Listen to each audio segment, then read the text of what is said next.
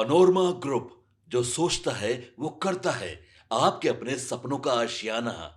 RCP Singh की कब होगी जदयू में वापसी? समझदारों के लिए इशारा काफी है। नमस्कार, आप देख रहे हैं सिटी पोस्ट लाइव। मैं हूं सृष्टि राज। पूर्व केंद्रीय मंत्री आरसीपी सिंह नीतीश कुमार के साथ अपने पुराने संबंधों का जिस तरह से जिक्र कर रहे हैं, लेकिन जदयू ज्वाइन करने के सवाल पर सीधा जवाब नहीं दे रहे हैं। इसको लेकर राजनीतिक गलियारों में कयासों का बाजार गर्म हो गया है। तो इस पूरे मुद्दे पर विस्तार से जानने के लिए हमारे साथ मौजूद है चीफ एडिटर श्रीकांत प्रत्युत्तर सर। जदयू में आरसीपी सिंह की वापसी की चर्चा बहुत तेज हो गई है। हाँ, बिल्कुल अचानक ये चर्चा तेज नहीं हुई है। जी।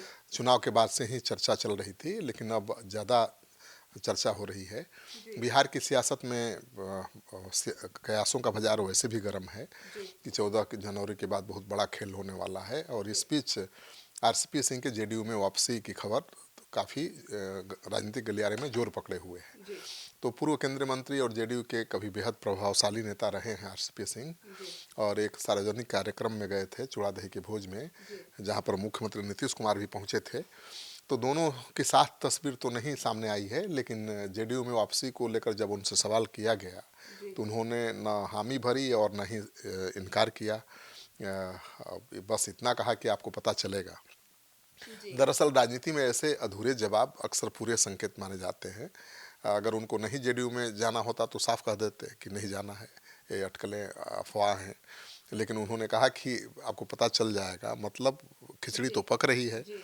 पकने में टाइम लगेगा, क्योंकि आरसीपी सिंह जेडीयू के बहुत बड़े नेता रहे हैं, राष्ट्रीय अध्यक्ष भी रहे हैं, केंद्र में मंत्री भी रहे हैं। लेकिन अब जब वो छोड़कर जनसुराज में जा चुके हैं, तो ऐसे में उनकी वापसी के राह में रोड़े भी होंगे। कुछ नेता उनका आने का विरोध भी कर रहे होंगे। तो मुझे लगता है कि विरोध भले करें, लेकिन आरसीपी सिंह का जेडीयू में आना तय है।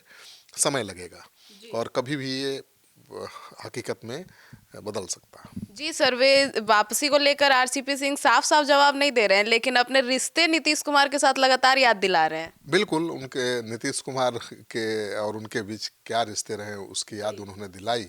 उन्होंने कहा कि दोनों के बीच 25 साल से अधिक का राजनीतिक और व्यक्तिगत रिश्ता रहा है। उनका कहना था कि एक दूसरे को जितना जानते हैं उतना शायद ही कोई जानता होगा। ये सच है। राजनीति के जानकार इस बात को महज भावनात्मक टिप्पणी नहीं मान रहे हैं, बल्कि इसे रिश्तों में फिर से नई गर्माहट का संकेत बता रहे हैं। और जब आरसीपी सिंह से सीधा पूछा गया कि क्या खरमास के बाद जेडीयू ज्वाइन करने वाले हैं, तो उन्होंने मुस्कुराते हुए वही जवाब दोहराया, आपको पता चलेगा। तो दरअसल राजनीति में समय और संकेत दोनों अहम होते हैं। तो अभी वो हामी नहीं भर रहे हैं, मतलब कुछ अड़चन है जिसको दूर करने की कोशिश कर रहे हैं। अड़चन दूर होगा जब ज्वाइन कर लेंगे, तभी पता चलेगा कि वो आ गए जेडीयू के साथ। क्योंकि उनका जो इशारा है वो साफ संकेत कर रहा है कि फैसला तो वो ले चुके हैं। अब जेडीयू के नेता नीतीश कुमार को उनके जेडीयू में वापसी की राह के रोड़े को ख़त्म करना है। सर, तो फिलहाल तो वो जनसुराज के साथ जुड़े हुए हैं ना? हाँ बिल्कुल, प्रशांत किशोर की जनसुराज में शामिल होने के बाद बीते बिहार विधानसभा चुनाव में आरसीपी सिंह की बेटी को टिकट भी मिला था, लेकिन वह चुनाव हार गई। पूरी पार्टी को एक भी सीट नहीं मिली है। चुनावी असफलता के बाद जनसुराज को आगे बढ़ाने में चुनौतियां दिख रही हैं। प्रशांत किशोर अभी तक एक्टिव नहीं दिख रहे हैं। अब आरसीपी सिंह का बयान जनसुराज से दूरी का इशारा भी हो सकता है। और जनसुराज के एक दूसरे बड़े नेता जो बहुत बड़े गायक हैं, वो तो छोड़ने का ऐलान कर ही चुके हैं, रितेश पांडे। तो रितेश पांडे का जनसुराज का छोड़ना बहुत बड़ा झटका है। और फिर आरसीपी सिंह का भी चला जाना, ये भी बड़ा झटका है। तो एक एक करके जनसुराज के बड़े नेता जनसुराज का साथ छोड़ रहे हैं, और प्रशांत किशोर की कोई प्रतिक्रिया सामने नहीं आई है।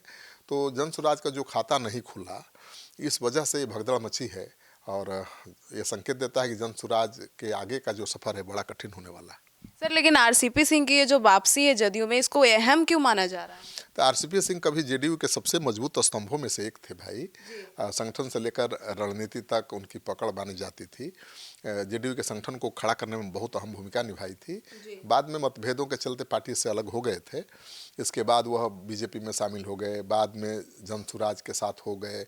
उनका प्रयोग उम्मीदों के मुताबिक खरा नहीं उतरा और उन्होंने नीतीश कुमार से रिश्तों पर खुलकर बात अब करना शुरू कर दी है। तो अब ऐसे में जेडीयू में वापसी की चर्चा स्वाभाविक तौर पर होगी।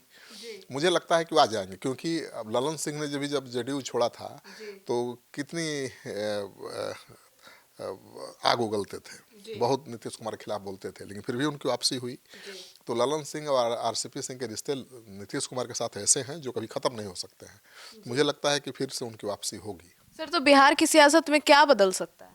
अब राजनीति के जानकारों का कहना है कि यदि आरसीपी सिंह जेडीयू में लौटते हैं तो इससे पार्टी को संगठनात्मक मजबूती मिलेगी और साथ ही यह संदेश भी जाएगा कि नीतीश कुमार पुराने साथियों को फिर से साथ लाने की रणनीति पर काम कर रहे हैं। हालांकि फिलहाल तस्वीर पूरी तरह साफ नहीं है, आरसीपी सिंह अभी तक अपना पत्ता खोला नहीं है, लेकिन उनके बयान से तो साफ संकेत मिल रहा है कि वो जेडीयू में जाने की तैयारी कर रहे हैं और वो आएंगे तो एक नया चीज़ होगा जेडीयू में। हो सकता है कि संगठन की कमान फिर से उनके हाथ में आ जाए। और अभी तो आपको पता ही है कि नीतीश कुमार की पार्टी में नीतीश कुमार के उत्तराधिकारी बनाने की मांग हो रही है, लगातार निशांत कुमार को लाने की मांग हो रही है। तो आरसीपी सिंह आएंगे तो उस दिशा में और आगे बात बढ़ेगी, क्योंकि आरसीपी सिंह बहुत भरोसेमंद है नीतीश कुमार के, और वो आएंगे तो निशांत को आगे लाने में अहम भूमिका निभा सकते हैं। तो सुना आपने हमारे इस डिबेट को, तो अब देखना होगा कि आखिर आरसीपी सिंह जो लगातार संकेत दे रहे हैं, अपने पुराने रिश्ते नीतीश कुमार के साथ लोगों को याद दिला रहे हैं, इसके पीछे अब कब तक वे जदयू में शामिल हो पाएंगे। अब आपकी क्या राय है, कमेंट सेक्शन में जरूर बताइएगा। धन्यवाद।